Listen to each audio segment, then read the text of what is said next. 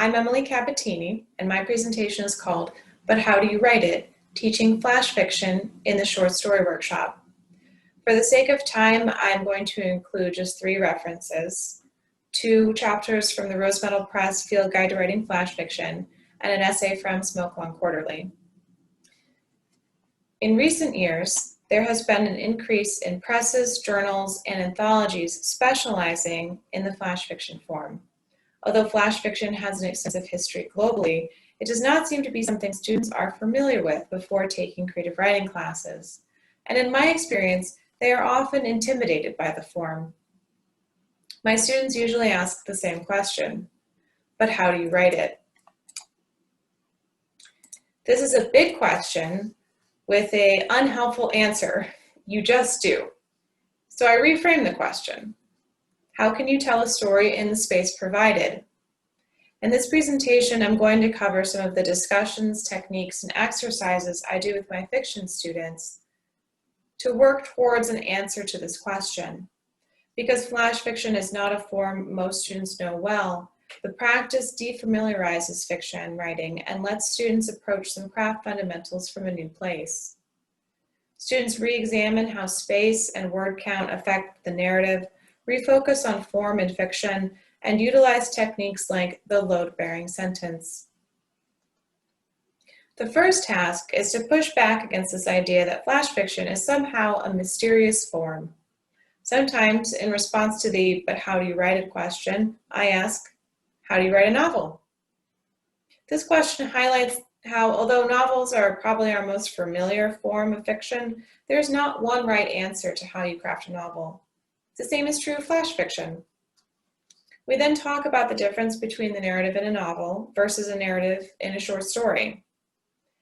And consider narratives outside of literature, a full season of a TV series versus an individual episode in that season, an album with an overarching narrative versus a song on the album, or a graphic novel or comic that collects several individual issues versus one individual issue.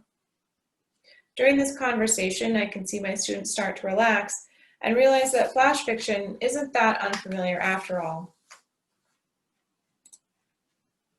Once we've established other places where flash fiction narratives exist, then we begin to talk about craft and technique.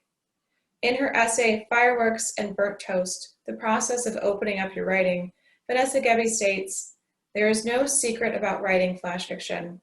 It is just a short story, but a short story that has been allowed by the writer to find its right shape and length. Some stories need hundreds of thousands of words to be told, and some need far fewer. In other words, one technique for writing flash fiction is to determine what story can be told effectively in 750 to 1,000 words.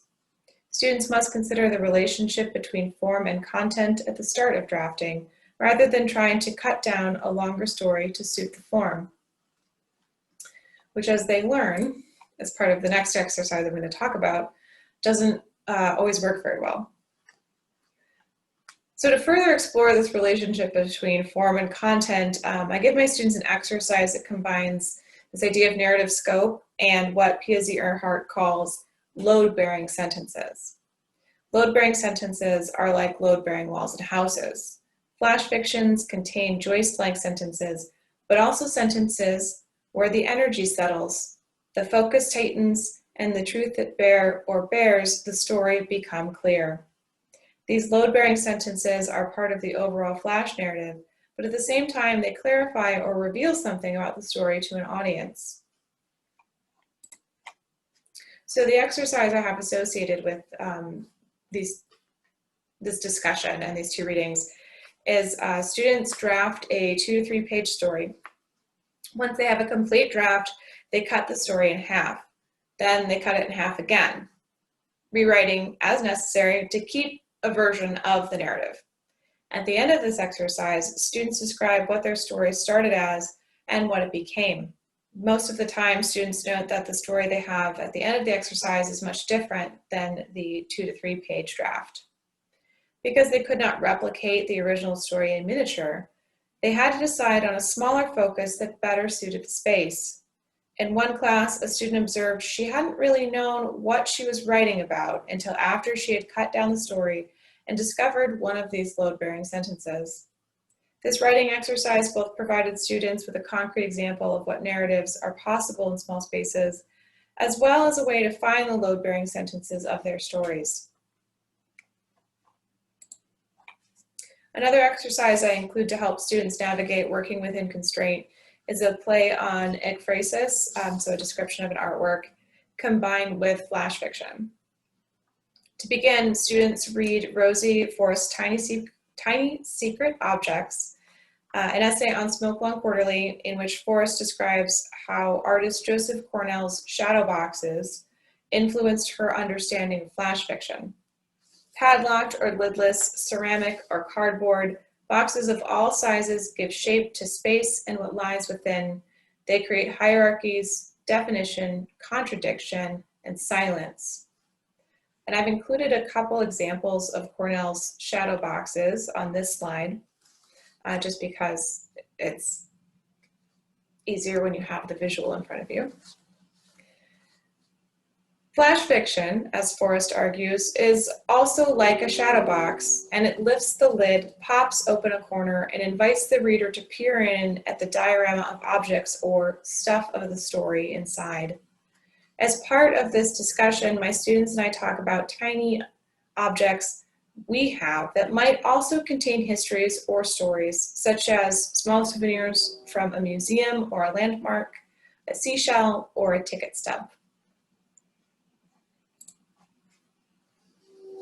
For the writing exercise, students select either one of Joseph Cornell's shadow boxes or a room from Colleen Moore's fairy castle and try to, as Forrest says, peer in, Alice in Wonderland their whole selves inside, and see what story they can find there.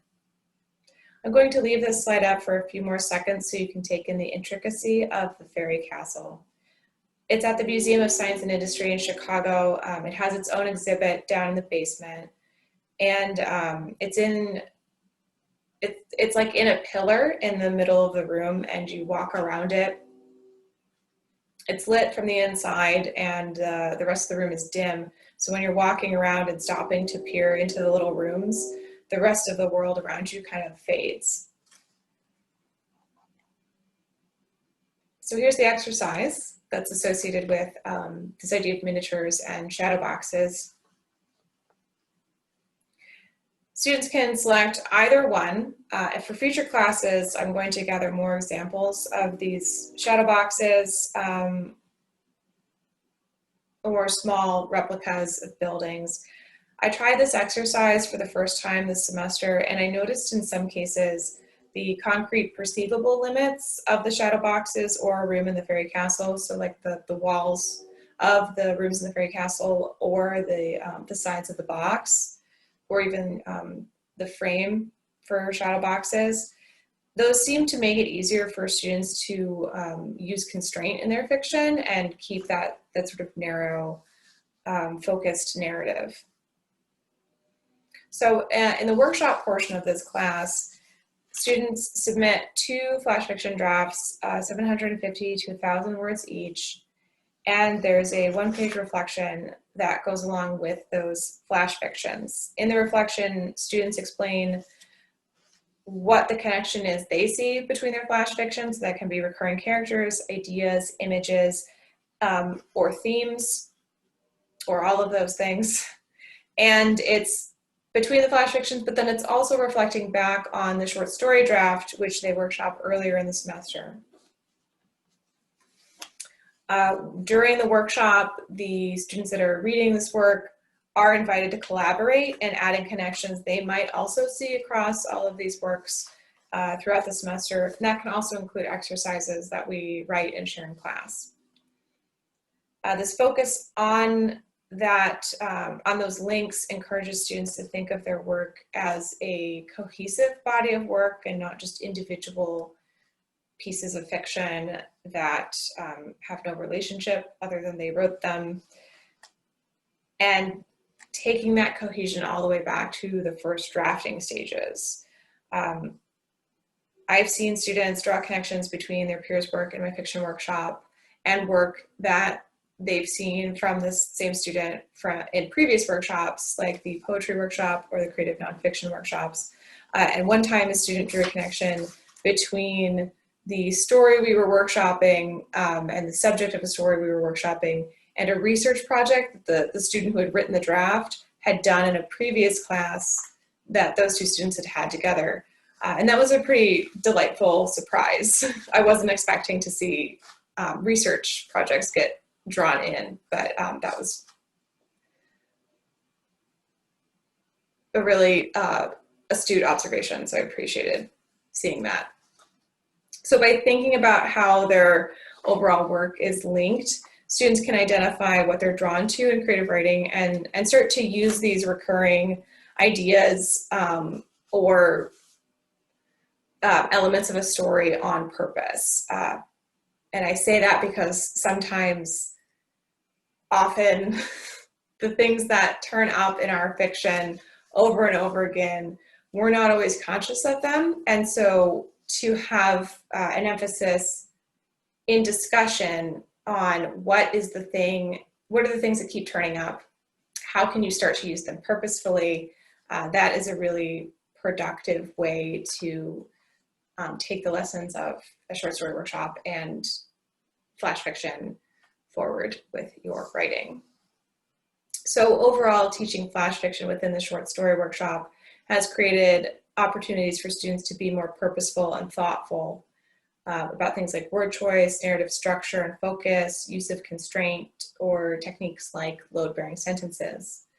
While these techniques are often part of the short story craft, because flash fiction is brand new to a lot of students, practicing flash fiction creates an opportunity for students to go back to these basics of their craft and knock out the drywall and see what else is hidden in the joists and load-bearing sentences of their writing. So that's the end of my talk. Thank you so much for listening.